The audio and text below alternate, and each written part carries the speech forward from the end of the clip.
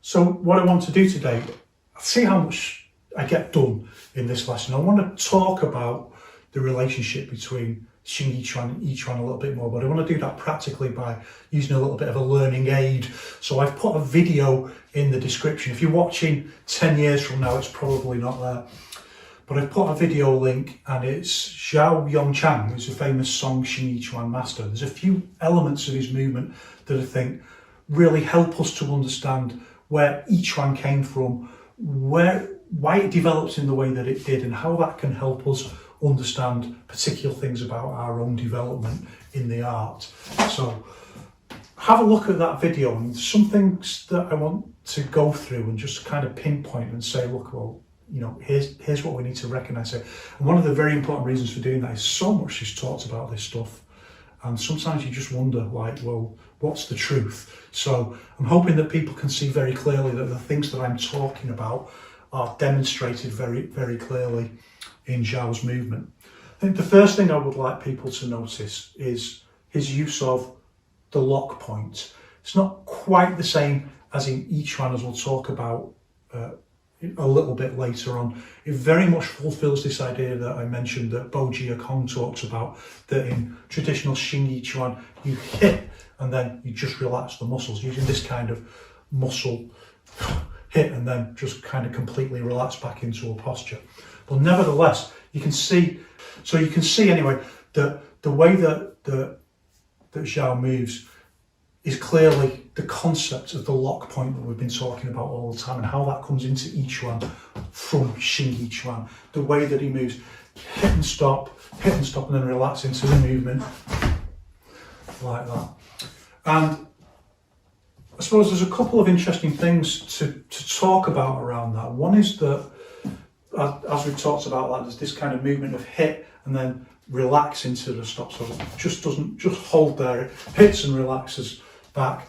And how that's different, for example, in Tai Chi. That in Tai Chi there's a very different concept, and that's hit and flow.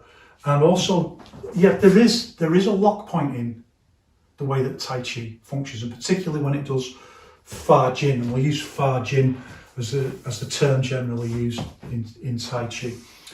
There is a lock point. It's usually in Fa Jin, but you occasionally see it in, so you can see it in movements like if someone goes like that, where they just do a little like that. And the way, if you don't know, like, the way Chen Tai Chi functions is that you have quite a bit of discretion about when you can use Fa Jin. So I suppose the classic example is this beginning posture. You can do it, I'm not going to do it on this floor, but you can do it really hard if you want. And the idea is, like, well, my coach told me it's like you're on a riverbank and the river's frozen, and it's like, can you break the ice without just falling through the ice like that?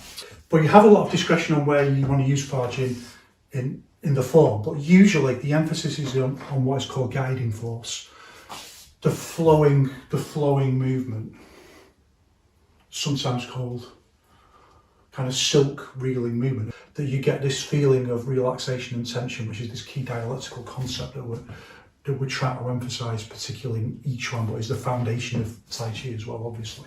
And one of those complexities is this idea of hit and flow, that, you know, it's nothing to do with physical body parts in that way. It's to do with the interconnection between Yi and form. Exactly the same in Tai Chi as in all other aspects of Wushu. So it's just a different variation on it. It's just a different way of thinking about this same concept. So instead of having this hit and stop concept, or hit and relax the muscle, see, like the kind of muscle bounce back, instead of having that, hit and flow.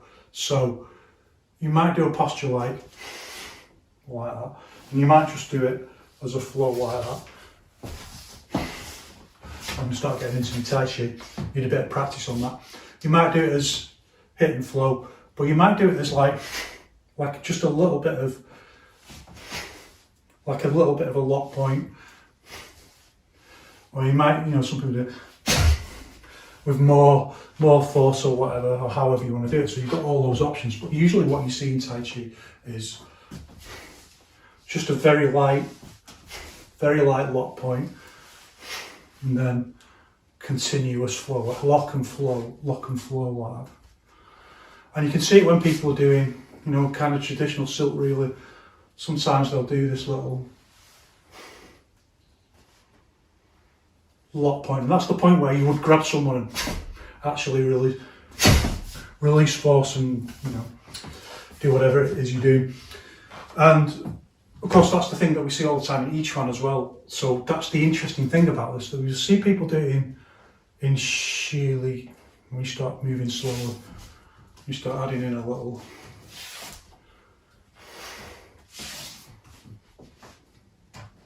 Yao brothers, of course, you know, like the classic example of that. Yao Cheng one in particular always got that little.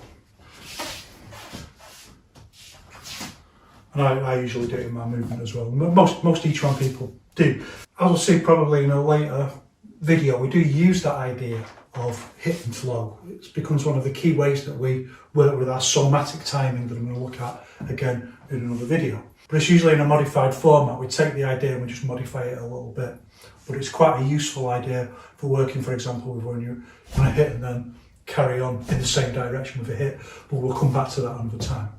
As soon as people start, for example, doing their Jiangwu, their martial dance, that we've not talked about before, then you'll start seeing, or not very often, not even with power, just,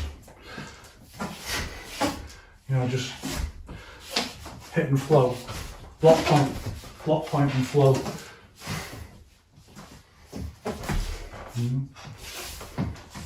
Just kind of reverting back to that Tai Chi way of doing it. So with Zhao, we see that different. The Xingyiquan is a different way of doing it to Tai Chi. It's hit and then just relaxing at a lock point.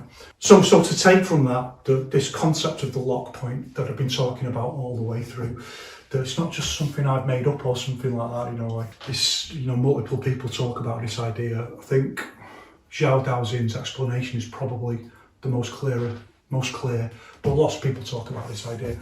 Yao Zongzong talks about this idea, and particularly hit and stop, that we'll come to in a moment. But we can see that very clearly in Zhao's movement, that he does that it's a key principle, an idea within Xingyiquan. And the second really important thing I want people to notice is the idea of his truncated movement, that he doesn't overextend his movement at all. So this key concept within Yiquan that we talk about, truncating our movement, that begins with, we begin by retraining our brain to think completely different about how our body is functioning and shaped and what's the right functional shape for it. And think about this idea. I was just thinking about this the other day, like if daily life gives us this kind of, this thing that Wang Xingzhai is talking about, this kind of social, physical oppression, that just through daily life we're subjected to these physical ideologies that bury our potential, then daily life itself has its zhangzhuangs, doesn't it? It has its different zhuangs, has its sat at your desk or sat in your car or in your van or stuck behind the counter. And after, like, I can do zhangzhuang and stand for ages and ages and ages, and just time will pass by. But if I have to stand in a queue, my back will start hurting like within 10 minutes. It's just, well, sooner in fact. It's bizarre, but daily life just has its zhuangs that it forces upon us, that creates a completely different sense of what our physical posture, I call it posturation. What our posturation is, no, what our physical posture should be. We begin by changing that through zhangzhuang, and then steadily, all the things I've been talking about, the way that we move, that we keep this rounded, relaxed form all the time, that we change into this truncated movement, and that even when we hit, we don't extend out into the punch like that, unless we absolutely have to. It's life or death. If I can just get my finger to the button that turns off the nuclear bomb, then I might do it. But when we just normally, just like in sparring or doing back work or anything where we actually hit with force, we learn to keep our movement truncated, and it creates this it's a really interesting idea, and it's very closely related, of course, to hitting to the centre line, that we don't want to hit past the centre line. So it's very different, for example, to, let's say, a Western boxing hook, where you're going to swing through like that and hook back like that. And we want to stop at the centre line like that and truncate our movement, and the feeling like there's something there that actually stops us from going any further. If you go and look at Zhao's movement, you can see how he really has that. how that's, a very important part of his Xingyiquan practice. And you can see the conceptualization of it. It's also very closely linked to the idea of hitting to the centreline, that he doesn't hit past the centreline and that he truncates his movement. But from there, obviously, we can see that passes into Yiquan, that it's a key idea of Yiquan. But there's also something else very interesting about that I've touched on before that we can kind of bring back a little bit now and think about. And it's this idea of storing force. And I think, like you can see with Zhao's movement, there's no need for anything mysterious. There's no need for, I don't mind if people believe in internal force and stuff like that. There's really no need for that. There's no need for that explanation. Like his power generation, his movement is all completely scientific. It can all be explained completely scientifically.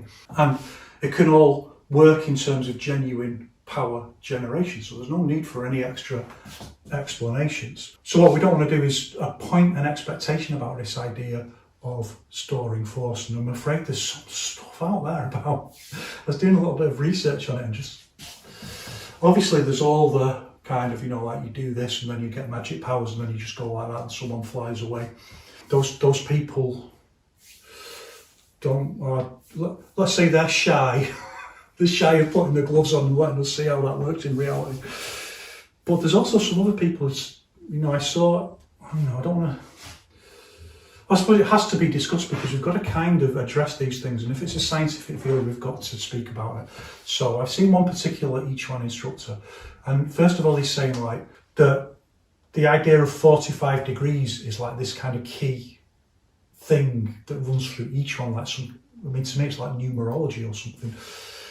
That you've got to hold your arms at 45 degrees. And one of the reasons for this is it helps you store force. And the way he explains storing force is like, if someone starts pushing against you, and then the more they push against you and the more you tense, that's storing force, like resisting their push. And then as they push in more, you can just change or something like that and redirect them over there. Whereas actually that's not storing force, is it? It's just redirection. We know that, it's just redirection. There's no reason to call it, I can see why you might think that, storing force, because the force is building as they push against you and then you redirect. But that's just a perfectly normal thing that we understand as redirecting force. And also, he says that you can only really do this if you have your hands at 45 degrees, which seems, that doesn't seem very practical, does it? Well, what if you're doing that and the person's pushing you down here or something? You've always got to keep your arm at 45 degrees. That's not very practical, is it? That's not going to cover everything.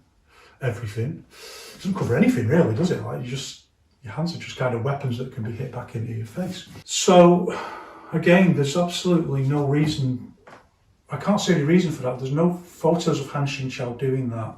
I mean, maybe Han Xingyuan taught that. But all Han Xingqiao's postures are just perfectly in alignment with, they're pretty much identical to the things that Yao Zongzong taught. So I don't know where that comes from, this idea of 45 degrees. I couldn't find a single example of him holding his arms up in 45 degrees at all. There might be an odd one, maybe. But it clearly isn't a feature of Han Xingqiao's Yiquan to do that.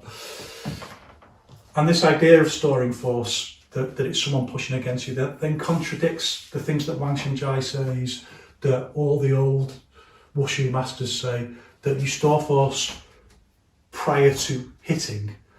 I suppose in theory you could say but even if someone's pushing against you, you can still hit, but they clearly don't mean that. They would specifically say that storing force is for when someone presses against you, and then you can hit. And you can say, it's different in each one, but it just doesn't make any sense, does it? So let's think of a completely different thing that does make sense, which actually is what Wang Xinjai taught. And that's the idea that truncated movement is what we mean by storing force. And it's nothing mystical, and it's nothing even to do with force in that sense, like someone pushing you and then you tense up and then there's more force in your body. It's nothing to do with that. And let's give a really practical example. So let's think about something like a karate block like that, where you hit out like that, with your arm quite straight, what Wang Shenzhai would call square force. You hit out like that, and let's say then you want to use like a forearm strike into the head like that. So you want to go 1, 2, and there's a limited number of ways that you can get your arm up. You can go straight up like that, and you can try and swing it in like that, in which case there's no force. So alternatively, you can put it out like that and swing it in, or you can follow the kind of traditional karate way of doing it, such as my 3 years of doing karate when I was a teenager would tell me. 1, 2, 3. You can do it like that, kind of very square. 1, 2, back in, 3. And the reason why people do this in traditional Wushu is overdetermined. It's not just about this, but this begins to explain one of the reasons for doing that.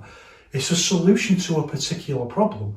How do I start hitting in combinations if I've got these big blocky movements? So 1, I can go 1, 2, out like that. I can go like 1 like that. 1. I think karate generally uses this movement, whereas in each one you would usually do it this way. 1, 1, in, change, like that. Quite a slow movement, and it's a puzzle. Like, how do you do this in the right way? And there's another way of doing it. I think this also explains a little bit why so many karate people then start doing taikikan or start looking at each one. That they're thinking about this as a puzzle, like, and what's the solution to this? Is there a better way of doing it? And so in each one, if we were going to do the same thing, from here for a start, we're going to move the other way, like this, and then you can see that all of the body is rounded. So it's a very different. You've probably seen this. Maybe you've even done it. I mean, done it myself when I was doing karate. Very blocky movement like this. This is in each one we'd use usually not always. You can do it this way. Like I said, there's always multiple ways. But my instinctive way to do this configuration is open like this, using screwing force in the whole body. And you can see now that everything is rounded. And this is our key. It's truncated movement with everything rounded. And even to generate that force in the first place, instead of using the whole, this is pretty much entirely using your vertical axis to kind of far lead around the axis like that to get the power in. Now we're using something, the vertical axis is turning far less. It's not like big movement like that. 1, 2, it's just a little movement around the vertical axis. But all the power's coming from the screwing force. Every little bit of the body adding into the movement. So from here we can just change up to this way and now we can do it with force because everything's kind of bent like that. Everything's kind of bent, and it doesn't rely on the same kind of, like if we're here like this, it doesn't rely on doing an over big movement like that and just the swing of the arm. Just the arm swinging round. I mean, it could just be like one stick attached to another stick and you just turn the stick like that and it swings round like that. It could just be that. It doesn't rely on that kind of movement. It relies on just twist like that. 1, using this quarter routing, 1, 2, like that. And we can start getting force into it just like that. So, and this is because we're storing force. This is because, think of it not like storing, like hoarding. Let's say hoarding force. Here, all the force is spent. Yeah, so you've stored no force at all. You've got to go back and get more force. So you've got to go 1, 2. Here, you don't at all. You can just go straight into the movement like that. And if I had a bag, I can show you. I can do that movement. It's one of the ones that I really like and practice a lot. I can do it with some serious power. 1, 2. There's plenty of movement left in the body to generate force again. And that's all it means, storing force. Like, there's movement left. It's like Zhao Yongchang said, like, people don't want it to be this simple. That's like quite an extreme example because it's quite advanced to get power from that movement into that movement. It requires better body cultivation. But let's say we do it like this, and we want to go then like into that kind of posture, like into the punch. Here, the body is storing force because it's got so much capacity left to just immediately move into the next posture. Look at the other really important thing it does, hit and stop. So lock point, then lock point, lock point, lock point, lock point, lock point, lock point, lock point, hit and stop. That's not the same at all as what Zhao is doing in terms of his Farley, that he's doing hit and then just relax into the posture. That's not the same as hit and stop. This idea doesn't come to Yiquan from Xingyiquan. Yeah, the lock point does. This is why Zhao Yongchang emphasises like this is how they used to do it, like hit and relax, hit and relax. And as we've looked at before, one of the things that makes it very difficult to do is combination hitting. So that's the other thing. Go and look at Zhao's movement and see how Xingyiquan is very much based around single hits, single strikes, big, powerful single strikes. And yeah, of course, that's going to work at a certain time. And the power you can get in those single strikes is enormous. And I forget who it was who said, some famous boxer, I forget, it's disrespectful, but I forget who it was who said it. It may have been Tyson, but I think it was Tyson. Maybe it wasn't.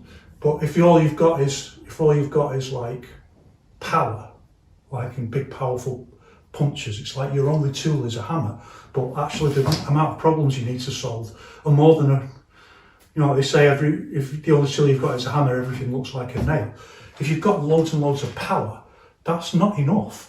It's not enough, and it's certainly not enough in the modern age.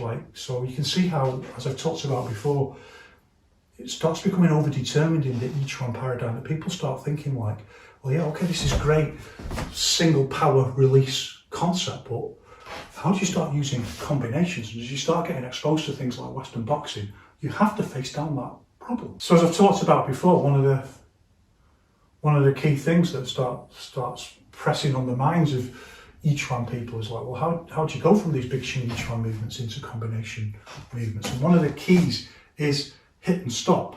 So we don't exactly know how all of this knitted together in the historical timeline, but we do know it comes from a different kind of traditional wushu, that it comes from Shaolin Chuan, and the idea of hitting and stopping at a certain point like that. But what you do is you combine these two concepts. So instead of hitting and stopping with the extension, the big extension like that, which actually isn't all that traditional. It's, I think, more of a feature of modern wushu, where you just really extend the postures so that they look aesthetically better. In traditional Shaolin, you very often still find a little bit of curvature, but nevertheless it's very much hit and stop. It's not hit and relaxed, as Zhao Yongchang's pointing out. So you bring that idea in from Shaolin Chuan, that you hit and you stop. So it may as well just be like, this kind of posture, hit like that. It's the same idea, hit and stop like that. It's the same idea as 1, 2, this way. Only you bring in this curved, truncated movement that stores force.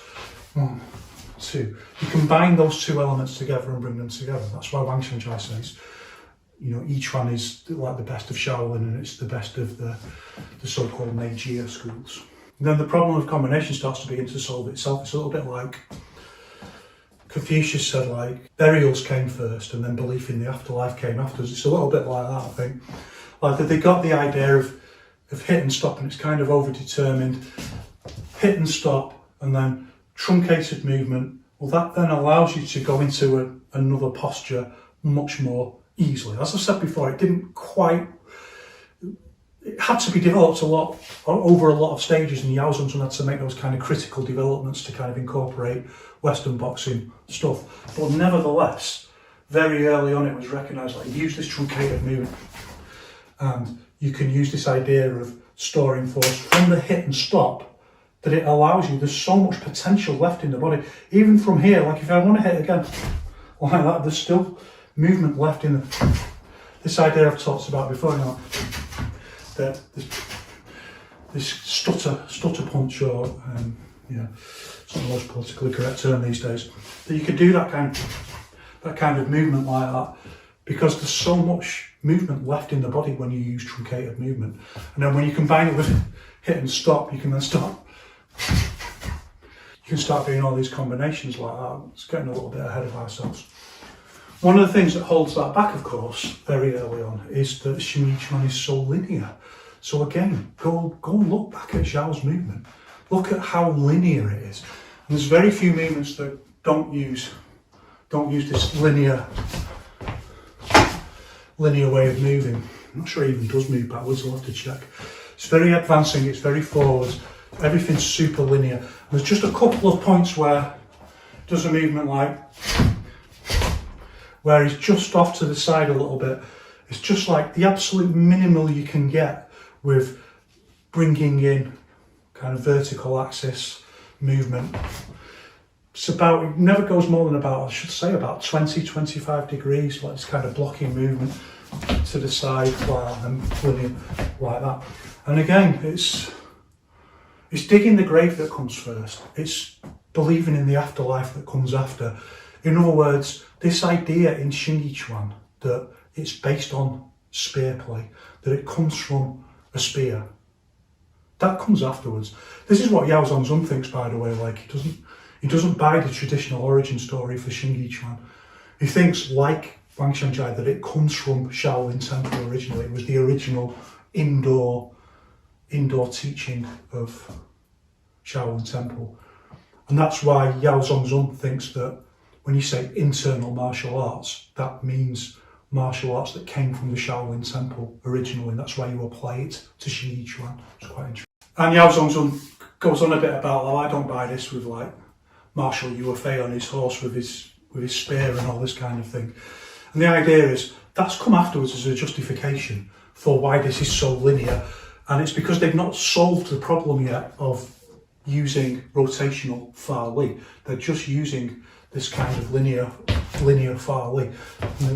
Most they can do is like 20 degrees that way, 1, 2, and then they transform it into like a virtue. And they say, well, this is based on the idea of a spear, and the spear just cuts through the battlefield. It's the emperor of all weapons, and it strikes through all the BS and just hits forward. And that then kind of locks Xingyiquan into place. And there's a lesson for all of us, and there's a lesson for each one in getting caught up in dogma and ideology. It locks Xingyiquan into a kind of linear paradigm that one or two people, of course, try and break out of. And of course, there are Xingyiquan variants that start to begin to break out of this conceptualization, one of which is Yiquan. So this is an ongoing historical process, and you can see the development of it, that people are thinking, well, you know, there's got to be more to life than linear.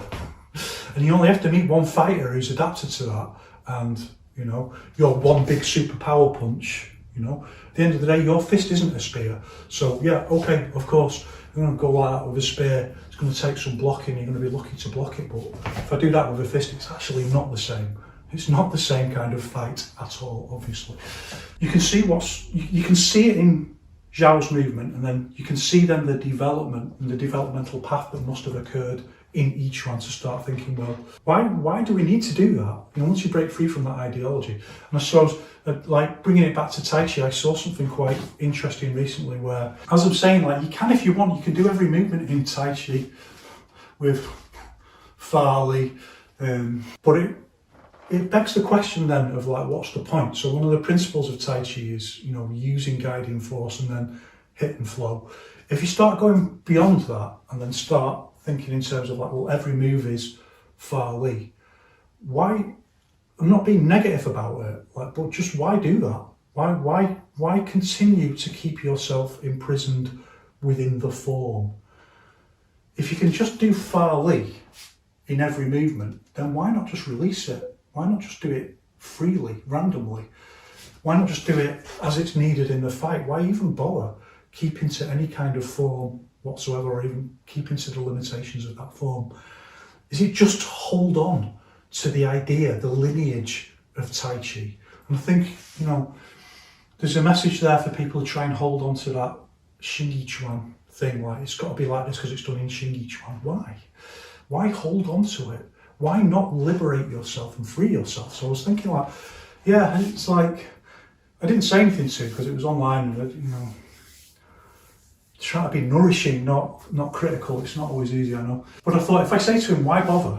Why bother? If you want to do Tai Chi, why bother? You'll be offended at that. But I did think like, I don't mean it negatively. I mean like, actually you're on the stage of evolving to another level.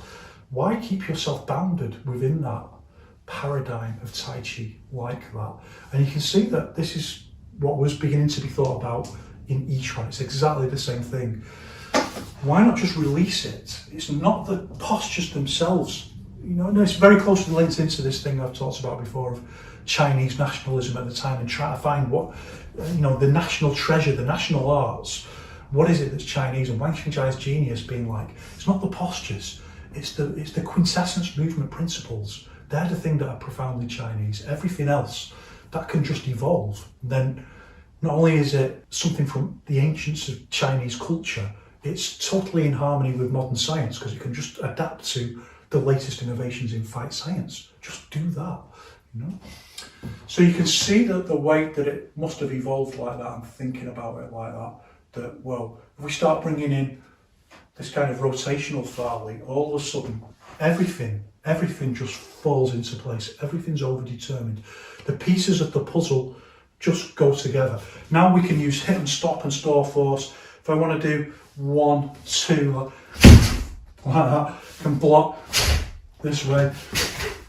I can do it. I mean, it's not quite that simple because like I looked at in the previous video, there's something else that had to change. And once you've got this far, then just like I talked about in that video, then you start thinking about, well, this linear Farley, even if we're using rotational Farley now, the footwork and the routing have got to change to make that function. I mean, I've already covered all of that stuff, so what I'll say is go and look at Zhao and the way he moves. The footwork is so minimal, it's all seeking step and scrape routing, and there's a couple where he does that very much like Yiquan, doesn't quite use that,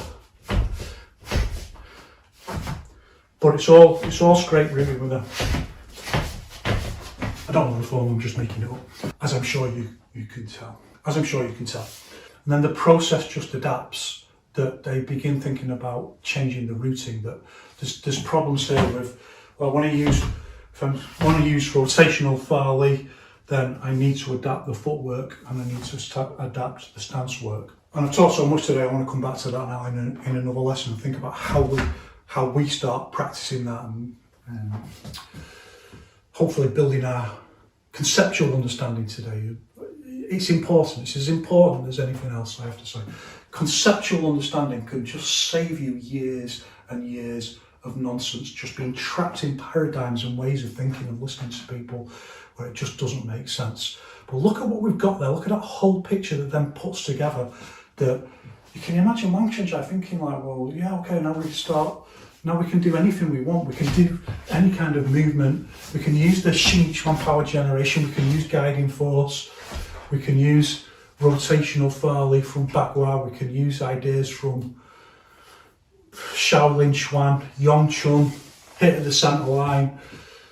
All these things all suddenly fall into place and they all just knit together like pieces of a jigsaw to create what should be Yiquan. I know it isn't in most cases, but what should be Yiquan. They all knit together. And it's like, now you can see why Wang Xiangjai thought that this is the wushu of the ancients and we've just recreated it, because it can't just be like, can it? That all these pieces just fit together so perfectly like that to create the picture. Doesn't it make more sense that this is what it was in the past, but it's just degenerated into different, you know, each school's just got like a bit of it, like a really great kung fu movie. Each monk's got a little bit of the map tattooed on their back, you know, you've got to find them all. Or each wushu master's got like 2 pages of the manual, and you've got to find them all and put them together.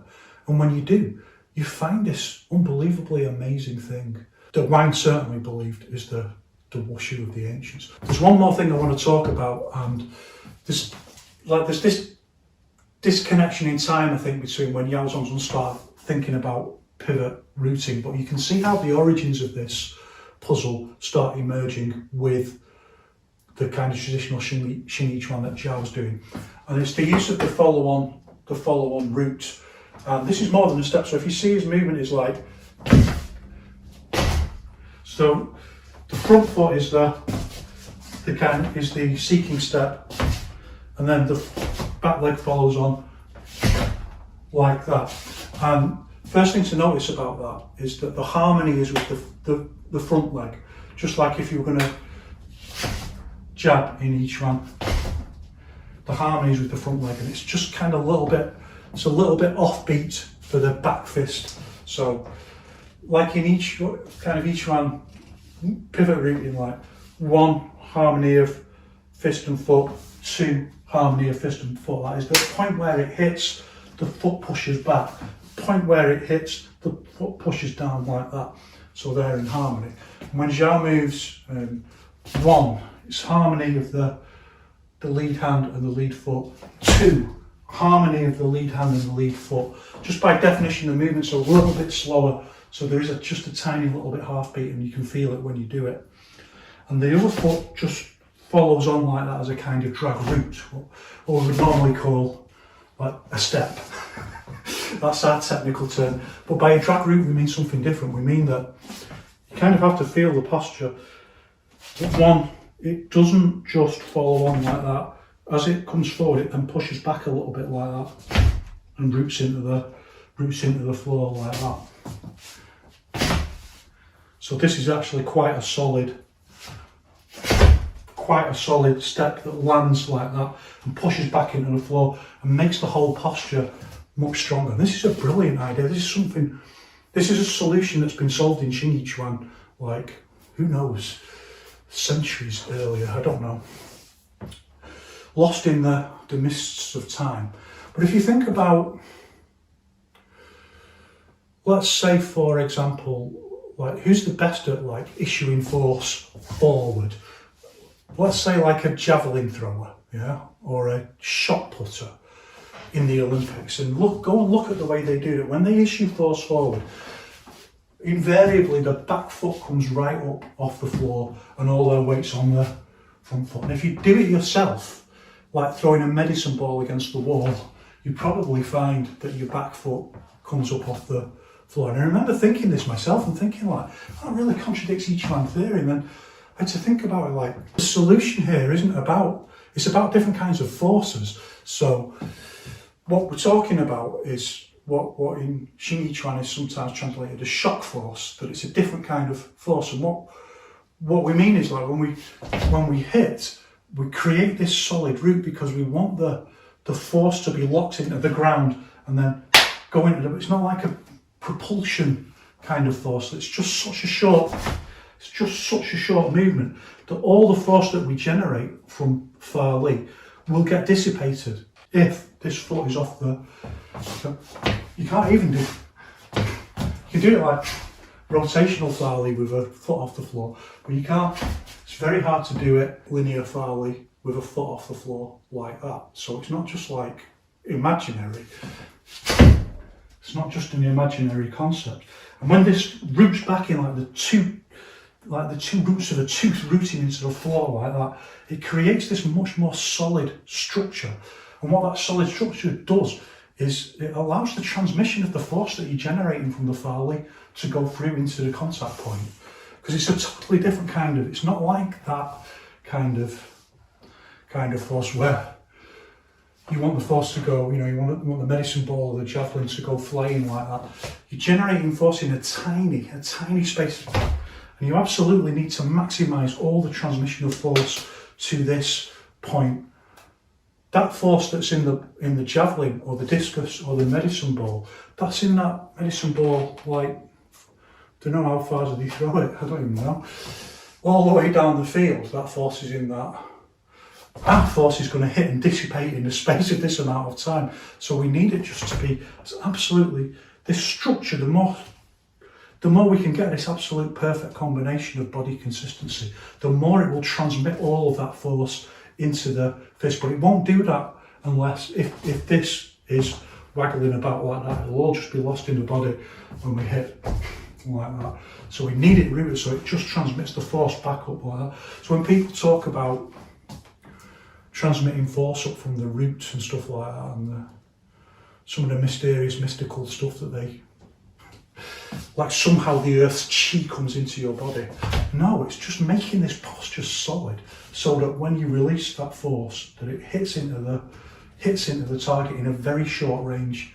And this is that different kind of, like, not like push where you push someone over, but that kind of, the kind of force where you hit the bag and all that I talked about before, and all the energy goes up because of the inertia of the bag. It's so fast and it's so sharp movement that it doesn't move the inertia of the bag, it just goes straight up into the chain like that. And that's why it's a little bit like you've got to just bow the leg a little bit and push back and root like that. And that's how you do it in very much in linear Fa Li. You don't have to, but that's how it's always traditionally been done in Xingyiquan. So this problem then just starts when you start bringing in linear Fa Li, as I've talked about before. You start suggesting the idea of bringing in the pivot root to get exactly the same effect, but with far more possibility for variation and stabilisation of the movement. So you can see how that problem emerged in Xingyiquan and how it develops and how it was solved. It's a whole really, really interesting development of an entire paradigm that we call Yiquan.